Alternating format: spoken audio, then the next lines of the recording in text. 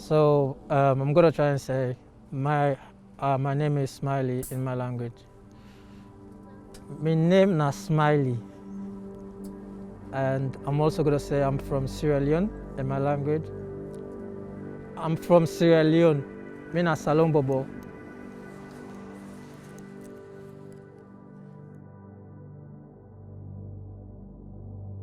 A good question that you have to ask yourself, what am I doing today? When I wake up this morning, who am I going to impact? Whose life am I going to change? See, I ask myself that question all the time, but this is the reason why people call me Smiley. I don't wake up and just call myself Smiley and give myself a name because I could make people smile. Talking to them, just put a smile on someone's face. For me, that's made my day. I'm not a comedian, I'm not funny, but I'm just the way I am. So for me to put a smile on someone's face, I'm happy with that. Living wise, I would never thought anything like living wise until she bring up the idea.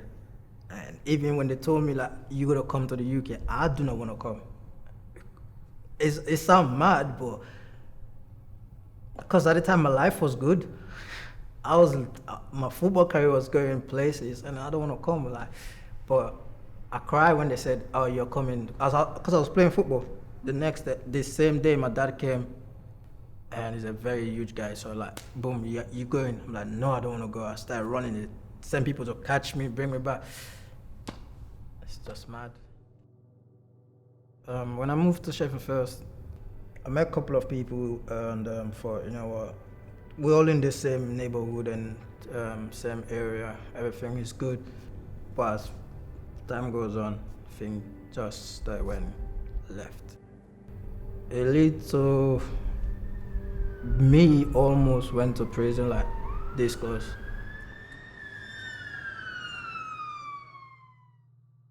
Like what you see in the movies and this time is happening in real life to me. I'm like, shit. And then it's like, looked around. This time I wake up like 2 o'clock in the morning. I think I was in my boxer short in my room. I had a massive knock on the door. I looked out the window and saw blue light and 2 uniformed police officers and one in suit with a bandage on his hand. And then says like, open the door, da, da, da, da. So I opened the door, but the chain was on the door. So I like, yeah, what do you want? So I thought it was like saying something about neighborhood disturbance and stuff. So he was like, oh, you're asking for Sam, da, da, da, da. There's an allegation in your head. I'm like, what? You're under arrest. I'm like, anything you said can be. It's like, bro, you didn't even give me time to even speak or anything. All right, okay. So while they were saying that, I was like, can I go and put some clothes on? They're like, yeah, we'll get off. It's like, this time now, from that knocking, my whole family, everyone wake up, looked around my nan, looked around my auntie, looked around my brothers, looked around my little sister, and then the guy goes, you're under arrest. I don't want to put a cuff. I'm like, nah, you're not doing that. So when, and yeah, man, it's like I know myself. When I do something, I could tell you like I did that. If I didn't do something, I tell you I didn't do it. And that's just it. So yeah, it's just when that one thing went for 4 years or 3.5 years, 4.5 years. I only just come out of it like recently. In fact, like the relationship with my family, that pushed it like, because it's like I let my people down, I let my family down, you know what I mean? Because that's not what they brought me here for. So even though I didn't do it, but the fact that the allegation was made on my head, that's a letdown to them, you know? Because they raised me way better than that. But I decided to go the other way. I was on the path of becoming changing, give my life to Christ, start going to church. But I was 1 feet in, 1 feet out at the same time. Still going to church, still doing my little house chilling there. So that's when thing happened. And then I decided, you know what?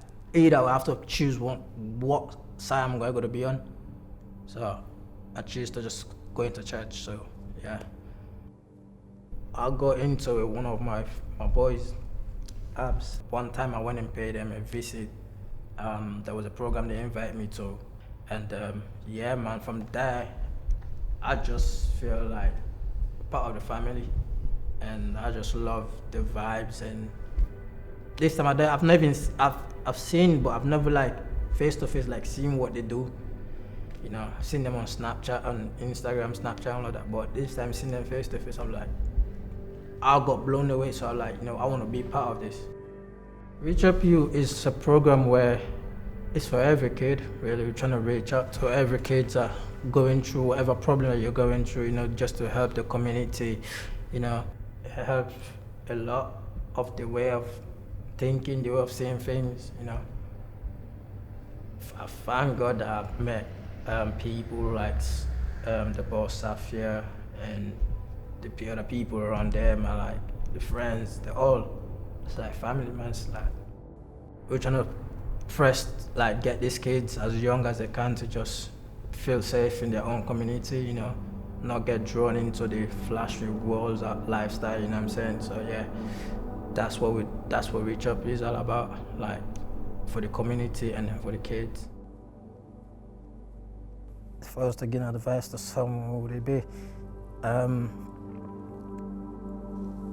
Listen, everyone going through a problem.